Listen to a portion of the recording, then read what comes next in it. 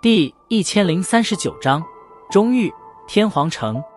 这是一片辽阔的碎石广场，在广场中心位置有着一方巨大的石台，石台顶尖处几十丈庞大的漆黑虫洞正在缓缓旋转，一股惊人的空间波动不断地从其中满溢而出。噗噗，碎石广场的寂静持续了半晌，突然响起一道道低沉声音，而随着这些声音的响起，只见得那虫洞处泛起一阵阵剧烈的空间波动，一道道人影从其中笔直般的闪掠而出，旋即错错落落地落在广场之上。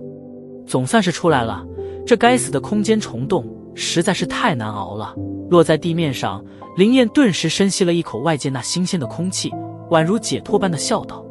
在其身旁，萧炎也是略有同感的点了点头，目光四处扫动。此刻的广场上